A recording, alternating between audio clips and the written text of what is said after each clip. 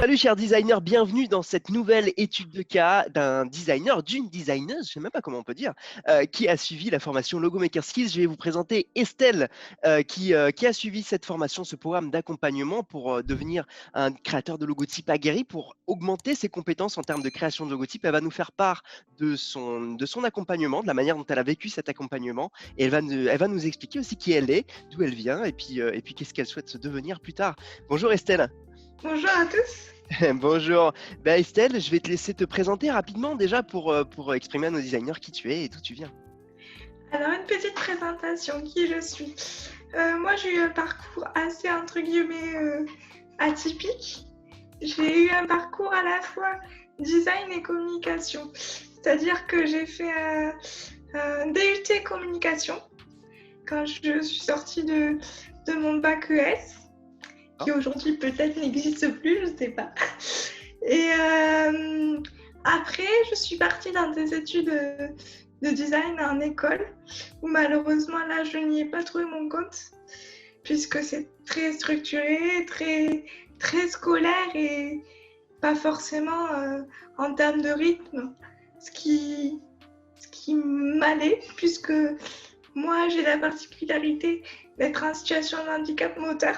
Du coup, parfois, dans certains travaux, j'ai besoin d'un peu plus de temps. Et après, je suis repartie dans le domaine de la communication, plan de communication, marketing, tout ça, où j'ai eu l'occasion du coup de travailler les deux casquettes, à la fois la communication et la stratégie, le conseil. Puis le côté graphisme, où là, pour le coup, on fait des supports de communication pour les clients. Sûr, d'accord. Et j'ai découvert du coup Logo Maker Skills par Facebook, par l'annonce. D'accord. Et là, tu t'es dit, qu'est-ce que tu t'es dit quand tu as vu cette annonce par rapport à la création de logotypes? En voyant le message en fait qui a été diffusé sur la publicité, je me suis dit, on parle le même langage. Ouais. C'est exactement ce que je recherchais en fait. D'accord. Et toi, ton ambition, du coup, derrière du coup ce parcours qui est, on peut pas dire décousu parce que finalement tu restes dans la ligne directrice de la communication. Quelle est ton ambition? Quelle était ton ambition avant de rentrer dans la formation et où est-ce que tu en es actuellement?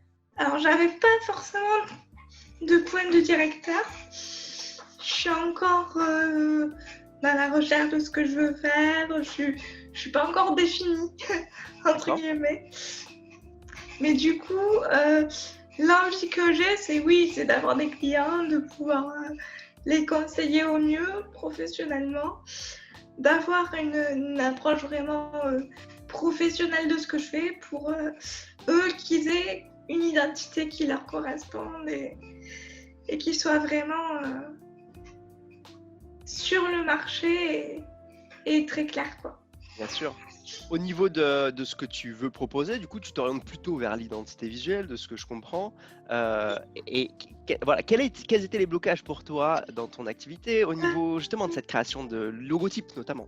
Les blocages que j'avais, en fait, j'étais restée un petit peu en surface sur le domaine du graphisme et j'avais essayé de me lancer dans des tutos par-ci par-là sur internet. Et j'avais pas vraiment d'accompagnement, j'avais pas vraiment quelqu'un pour me booster, pour me dire là tu vas dans la bonne direction, c'est bon, vas-y.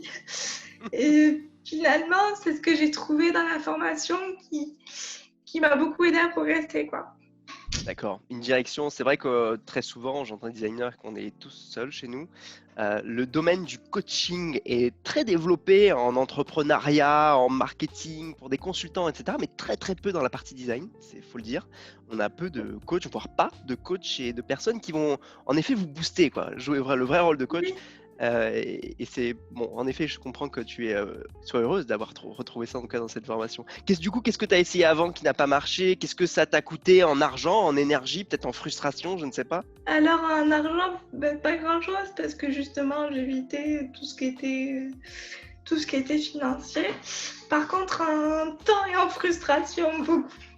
Parce que c'était beaucoup d'essais qui étaient voués à l'échec en fait. Des projets qui n'aboutissaient pas, vraiment une impression de stagnation, quoi. Ouais. Et l'impression justement de vouloir travailler des points où je savais que j'étais pas forcément forte, mais de pas trouver le contenu adéquat qui D'accord. répondait à ça. D'accord. Ouais, tu te sentais un petit peu perdu, quoi. Dans quel sens je vais? Quelle est la direction que j'entreprends pour avancer?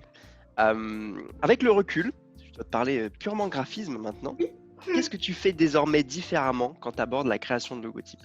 Mais déjà, ce que j'aborde plus sereinement et différemment, c'est le fait de me plonger dans un sujet et de faire plus attention à ce que fait la concurrence, à vraiment avoir une approche stylistique en fait, plus proche des règles de graphisme.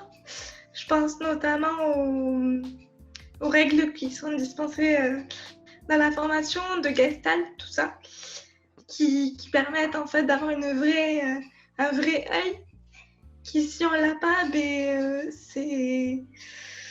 notre travail n'est pas performant, quoi. Ouais, complètement. Et c'est là vraiment que j'ai vu la différence. D'accord, d'accord. Donc dans ce côté vraiment plus pointu et plus précis de ce côté aiguiser son œil, c'est vrai que je dis tout le temps, je veux que vous aiguisiez votre œil parce qu'il ne suffit pas de pondre juste une typographie, de faire quelques modifications et un symbole. Il y a en effet des choses et c'est vrai qu'on a repris plusieurs fois sur ton travail la partie équilibre entre le symbole et la typographie, tu t'en souviens? Et ça, c'est vrai que c'est un travail qui peut paraître être extrêmement minime quand on le voit comme ça, mais qui au final fait toute la différence parce que très souvent on fait quelque chose, on n'est pas satisfait, mais on ne sait pas pourquoi. C'est ça. Maintenant, C'est ça qui est le plus frustrant en fait. Voilà, c'est ça. C'est quoi le truc que tu retiens de la formation? S'il y a un truc que tu dois retenir, c'est quoi? Alors le truc que je retiens, c'est vraiment l'avancement petit à petit en fait. Mhm.